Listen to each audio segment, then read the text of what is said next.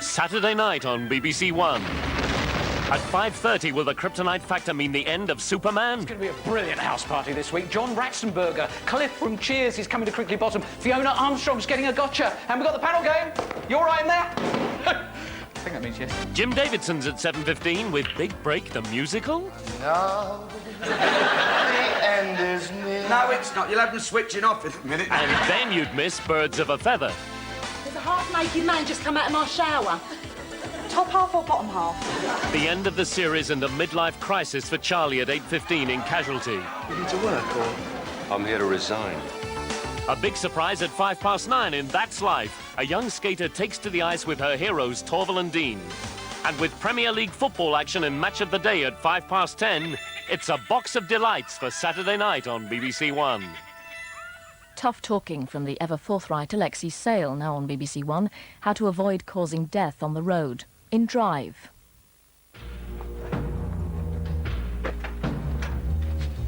John's a good bloke. Enjoys his job. Brian's garage? Not too much.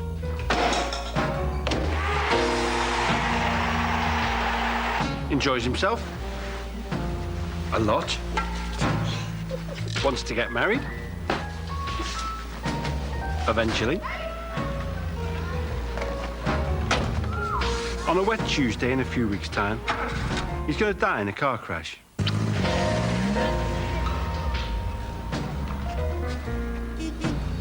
He won't be the only one.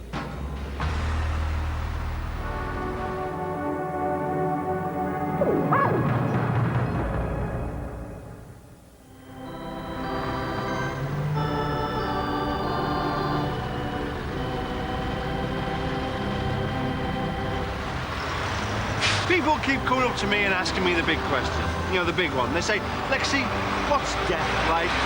And I say, well, it's like Dances with Wolves, but much, much, much, much longer. Best not to do it, really. Best not to think about it. Best not to talk about it.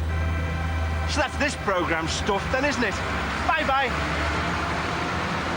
What? What? Oh, all right, look. Up to 500 people watching this programme will die in a car before the year's out. Could be any one of us, except me. It's not going to be me, so it must be going to be you. Now, what sort of a day will it be? Will it be a nice day? Will you be wearing clean underpants? What will you be thinking about? Will you be thinking, why does yoghurt go all runny when it gets old? Well, life is compounded of many mysteries. Death even more so. But there is one thing that we're certain of. If you do die, the chances are it'll be the kind of stupid piece of driving that you'd kick yourself for if you had your time over again. And although the day will be ordinary, the chances are that the weather won't be so hot. Look. Tyres lose their grip in the wet, so you don't stop so easy. I mean, it's not the tyres' fault. It's the roads for being wet in the first place. In the perfect world, there'd be helicopters overhead with massive hair dryers. But until that happens, I'm afraid the only thing for it is to slow down. And do we slow down? Do we bother? You can see if the road's wet, but ice is a bastard. You can't see it. And even when the air feels quite warm 2 or 3 feet above the ground, it can be down there, all over the road. Or it might even be foggy. Look, hang on a minute. Can we just stop this here? You see, the trouble is, it's all so bleeding obvious. The road's wet, so you can't stop. You should slow down. It's foggy, so you can't see. You should slow down to a crawl. If an earthquake opens a chasm to the centre of the earth 3 foot in front of your car, you should not engage a forward gear.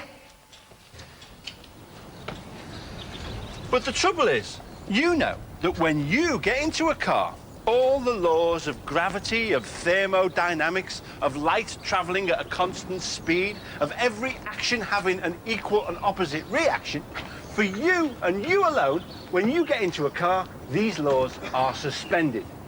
You know, because you get with your car, free with the manual, this book. Mr. Wobbly's book of very special car science. This is my copy. When your car hits another car, it goes bouncy, bouncy, bouncy in a smiley, happy sort of a way. Whoopee! We only put windows in your car for birdwatching purposes.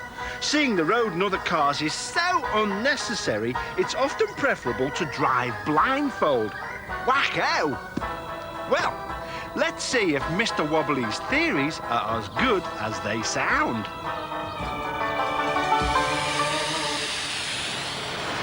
Here we go, down the fast lane at 70. And the question is, what happens next, Emlyn?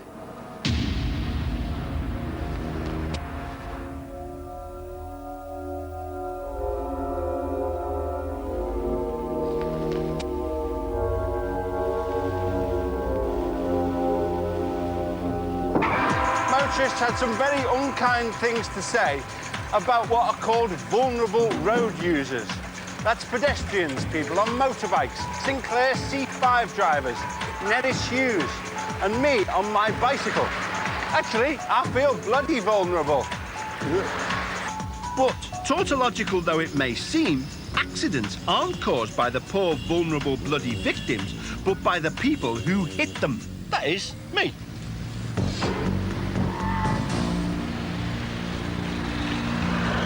When we pull in or out of junctions, we're looking for large, brightly coloured things made out of hard, shiny stuff that can damage our bodywork.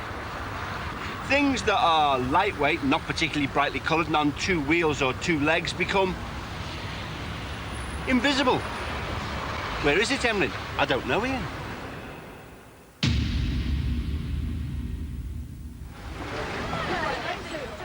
When we're driving, our main worry is the danger to ourselves and our precious cars. Well, fair enough. But take a look at this dent. Caused by a pensioner. I mean, it was only a glancing blow, and that respray is going to cost a few quid. But how about this grille? It's a complete write-off. Do you know how much these things cost to replace? Mind you, if you think that's bad, you want to see the little girl. People take longer than a few days to repair, and it's dead easy to write them off. Try this at home. This is the front of your car, and this is your head. Ow! Now, that was a collision between my head and the car at about 2 miles an hour. And this... Ow! My goodness, is that beef you're wearing, Auntie Billy? Is 3 miles an hour. And this is at 20 or 30 miles an hour.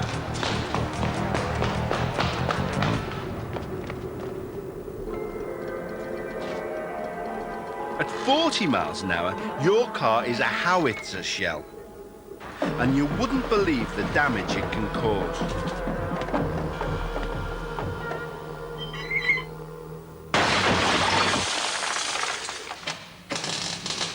It isn't always the driver's fault, but then fault isn't really the issue when the worst happens.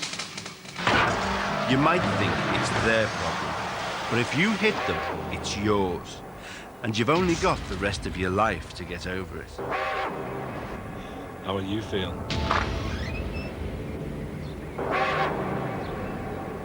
How will you feel? How will you feel? Next year, there'll be lots of first-time killers on our streets.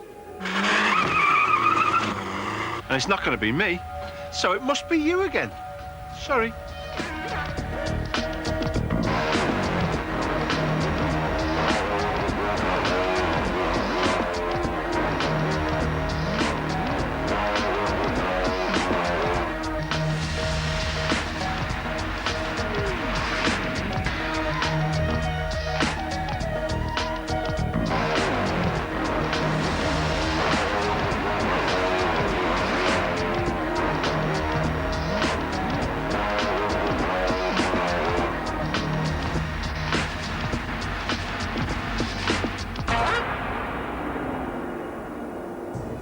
On Wednesday, get closer to the facts about little Irma as Jeremy Bowen follows her progress at Great Ormond Street Hospital. Irma is paralyzed from the neck down and a ventilator does her breathing.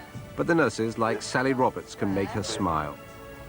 Get answers to your questions about VAT on fuel bills before the new charges begin to bite. And get the truth about stage hypnotism. My mind just didn't cope with it. Get closer, get answers with stories about life, here and now on BBC One. There's Olympic ice skating over on BBC Two now, live coverage of the climax to the ladies' competition. You know I fancied you the first time I saw you. But honesty hasn't always been the best policy for Tessa or Frank. You're where? Last night you told me you'd stolen £5 million and expected a pat on the head. Well, it was wrong 12 hours ago, and it's still wrong. If I'm so terrible, why'd you marry me? Because I thought I loved you. Have you changed your mind? Love Hurts in half an hour on BBC One.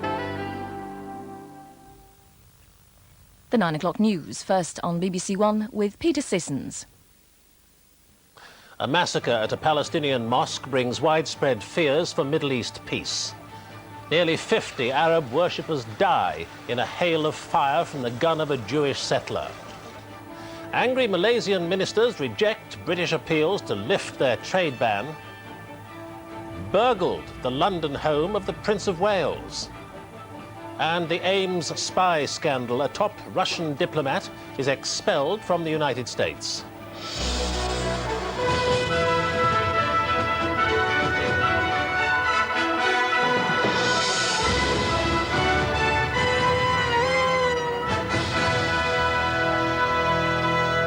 Good evening.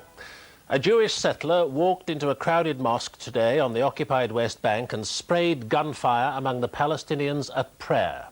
Nearly 50 died, scores were wounded, and a massive blow was inflicted on the prospects for peace. Police said the gunman was beaten to death when worshippers overpowered him.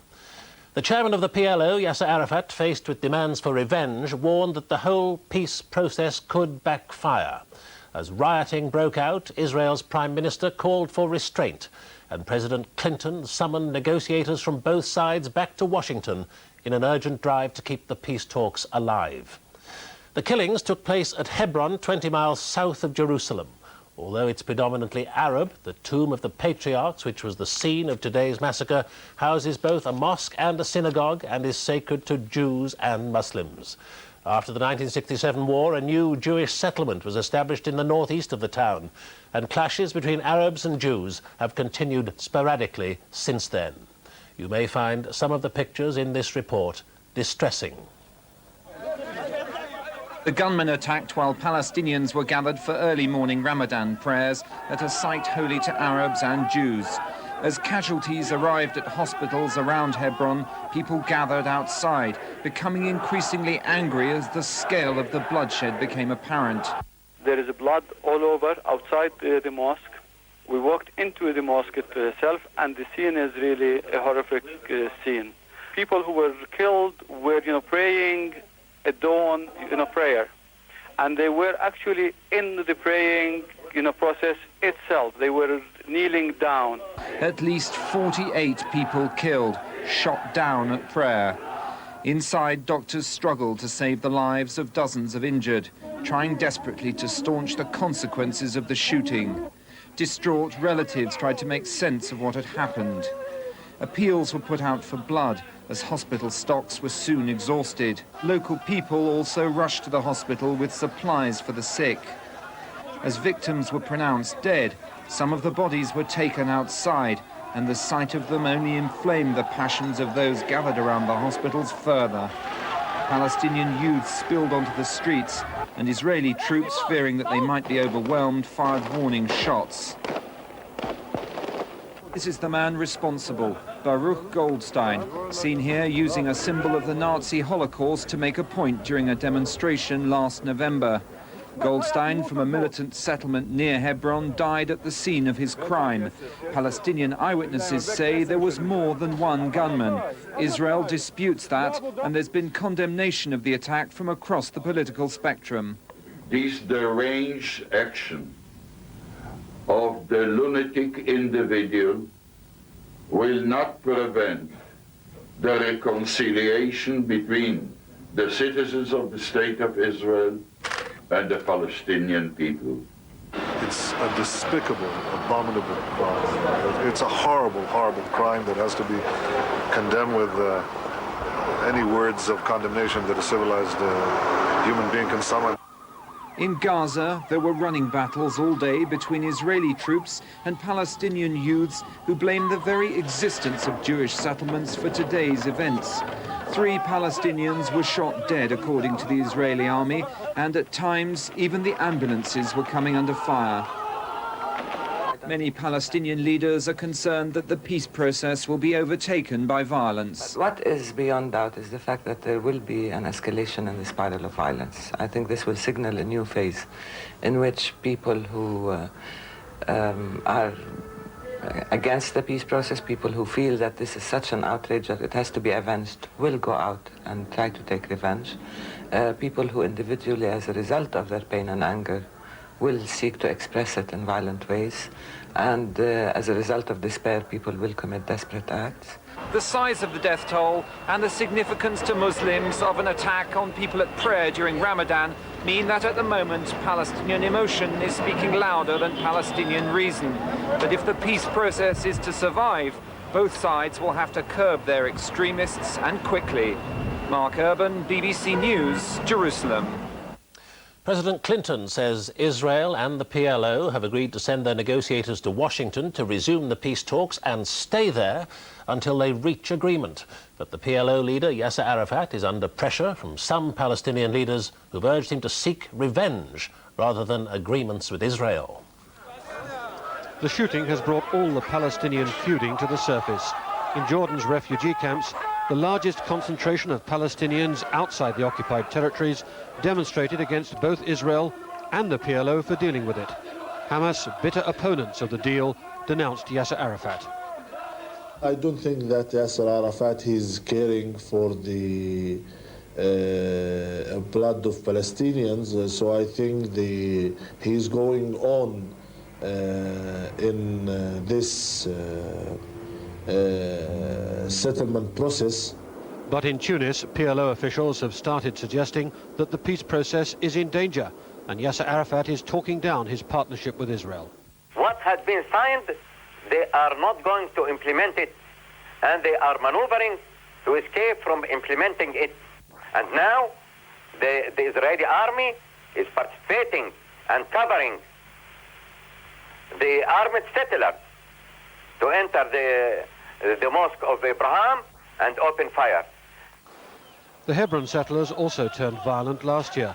They were photographed shooting Arabs while the Israeli army stood by. Protection for the settlements has been one of Israel's sticking points in the peace talks. Now the Palestinians say if there are to be meaningful negotiations, the settlers must be curbed. Start disarming these militias. It is unbelievable that an Israeli state accepts that 120,000 citizens, civilian citizens, are armed and take the law in their own hands. This is the law of the jungle. The Middle East Accord, signed with such hope at the White House last September, has not yet been turned into a workable agreement. It's failed to keep to its own timetable, and negotiations have been slowed by internal disputes, first among the Palestinians, then among the Israelis.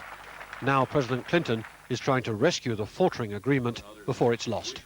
This morning I asked the Secretary of State to contact Prime Minister Rabin and Chairman Arafat and to invite them to send all their negotiators involved in the Israel-PLO talks to Washington as soon as possible and to stay here in continuous session until their work is completed. They have both agreed to do that. Delay has always been the biggest danger to the peace deal. Now those Palestinians against it, busily working the streets of Gaza, have got what they were waiting for, a chance to bring down the PLO and Yasser Arafat. The question is, does Israel still want it enough to move swiftly to save him? Brian Hanrahan, BBC News. Well, we're joined now from Jerusalem by the Israeli government spokesman Yuri Dromi. Mr. Dromi, how much damage has this massacre done to the prospects for peace? Well, it's premature to say. Obviously, in the short run, there will be a lot of anger. Some people will be frustrated from the prospect for peace, but in the long run, I think those of us on both sides will join together in pursuing peace. We heard President Clinton doing a great move today by summoning the two delegations to Washington and putting his own weight and prestige to rescue the peace talks. And I think once we get over this tragic incident, we will be encouraged and reinvigorated by the prospects of peace. But Mr. Arafat used to be the man who could give you peace. Is that still the case now, when there are so many fanatics on either side determined to sabotage it? I think Arafat is still our partner, and we appreciate the fact that he has to face a lot of opposition now. But we have extremists on both sides, and we must stick to the peace. Otherwise, the alternative we just had a terrible chance to look into, and we don't want to go back to bloodshed. Mr. Dromi, thank you very much. The Malaysian government says it'll be awarding no new contracts to British firms in retaliation for allegations in the British press of corruption among Malaysian officials in the Aid for Arms affair. It's believed the action could cost British industry hundreds of millions of pounds. The severity of Malaysia's action has stunned the British community in this capital. The final straw for the Malaysian cabinet was a British press report implying ministers here had accepted financial sweeteners. In the light of these developments, that almost any deal with British companies is presumed to have its shady undertones and thus may result in scurrilous attack, the cabinet has decided not to entertain any new contracts with British companies, particularly involving government aid or assistance. The anti-British boycott will take immediate effect, though current contracts will be honoured. For thousands of British expatriates here, the future is black. Well, it's certainly devastating. I personally am outraged because I think the comments that have been made in the United Kingdom are unjust. Malaysia has over the years been a very good friend of the United Kingdom, and it's unfair for a friend to, you could say, kick another friend in the teeth. At the heart of the row is the Pergau Dam, being built with £234 million of British taxpayers' money. There are suggestions Britain donated this foreign aid in return for a £1 billion arms deal. Malaysia's parliamentary opposition says media allegations of corruption are true. In the Malaysian parliament in the last 2 or 3 years, we have maintained that the irregularities involved corruption. It involved rake-offs not only on the Malaysian side, but it involved rake-offs on the British side. And from what we can see, the Tory government is trying to protect Dr. Mahathir. So there's absolutely no justification for the trade boycott. Only 2 days ago, Malaysia started taking delivery of 28 British Hawk jet trainers under a massive defence deal. And British contractors are busy building new bases for the Malaysian armed forces. This latest embargo could prove far worse than the Buy British last boycott Malaysia imposed in the 1980s. And further damaging revelations about secret deals between Britain and Malaysia can't be ruled out. That would further imperil British jobs. Brian Barron, BBC News, Kuala Lumpur. Malaysia's action has potentially disastrous implications for British companies and for British jobs. Up to £1 billion worth of trade is at stake, and company directors fear that any contracts Britain loses will be immediately snapped up by their rivals. One of British industry's most lucrative and fragile relationships is suddenly in jeopardy. Amongst the companies fearing their contracts may be cancelled, Booth Industries of Bolton. Without a speedy reconciliation, managers here fear work will be lost to foreign rivals. There's bitterness with government that trouble wasn't headed off earlier.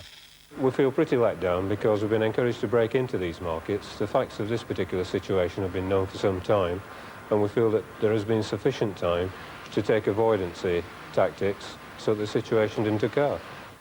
We hope that as a result of quiet diplomacy, the situation will be dealt with In Leeds, the Director General of the Institute of Export, talking to businessmen, found the Malaysian embargo projected to the top of the agenda. John Major was in Malaysia with a group of business people in September of last year, at which time new business approaching £1 billion was negotiated. Much of that in the private sector, a new airport, power generation, water treatment, etc. Those contracts are obviously now all at risk, and with them goes not just the business but the jobs they would have created. Since 1986, Britain's exports to Malaysia have quadrupled, reaching £965 million last year. But imports have grown even faster. Britain bought £1.4 billion worth of Malaysian goods in 1993. That at least must give the politicians some scope for negotiation.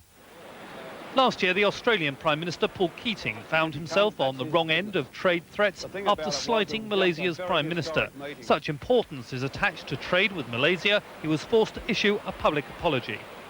Legitimate business practice and the role of press and politicians are viewed very differently in Britain and in Malaysia. It's those differences over what's acceptable and what is not that's driving trade relations between the two countries deeper into crisis and describes the circle which politicians and diplomats must now attempt to square.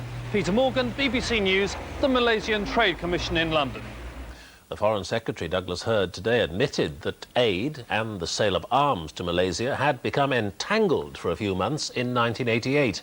The government, he said, had been trying to help British exporters. Labour said British jobs were now at risk because of the government's mishandling of the affair. When Lady Thatcher was Prime Minister, she was at the fore of Britain's export drive to Malaysia. Against the advice of some senior officials, she was committed to providing aid for the Pergo Dam. Whether the aid was linked to arms exports is one of the issues being investigated by MPs on the Foreign Affairs Committee. Today, an indication was given that such a connection did exist. The two things became entangled for a few months during 1988. That's what the Foreign Affairs Committee may want to look at. In the Commons, the government was conciliatory, hoping for good relations again soon. Labour blamed them for the row. It is exactly because this squalid deal has unravelled that British trade and British jobs are now at risk, and the responsibility lies on the government front bench. But it was stressed that the row had been provoked by press reports out of government control and that large sums were at stake. It is our wish to restore relations with Malaysia to a harmonious footing in the interests of both countries and the people who work for firms doing business there. But the Liberal Democrats suggested the reports alleging corruption should be answered. It is surely up to the Malaysian government to respond to them, and the blast of blather from Malaysia this morning suggests that they may have something to hide. And newspaper editors, the object of Malaysian fury, were defiant in pursuit of possible financial and political wrongdoings. In this Pergo Dam, there was £250 million worth of British taxpayers' money put into a dam that has done no good to anybody and probably linked to a deal with the Malaysians involving arms. If that is not a legitimate matter of investigation for a free press, I don't know what is. When Mr Hurd faces the Foreign Affairs Committee next week, MPs will want to establish whether he accepts that what he calls the entanglement of arms and aid was a breach of the government's own guidelines. Steve Richards, BBC News, Westminster. Family heirlooms and other sentimental objects have been stolen from a flat used by the Prince of Wales at St James's Palace in London. Buckingham Palace say cufflinks and tie pins were among the items taken after scaffolding was apparently used to enter the building. The Prince wasn't there. As news of the break-in emerged tonight, the police were trying to establish just how palace security was breached. Scotland Yard believe the thief may have taken advantage of scaffolding erected around the building as part of major renovations. In any event, the intruder was able to reach the Prince of Wales' private apartment. The palace say the stolen property includes cufflinks, tie pins and other personal items, including family heirlooms. The Prince, who's away on a skiing holiday in Switzerland, has been told of the burglary and is said to be very unhappy about the loss of items of great personal and sentimental value.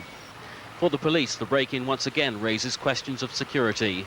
This latest incident comes just 3 weeks after a paraglider landed on the roof of Buckingham Palace.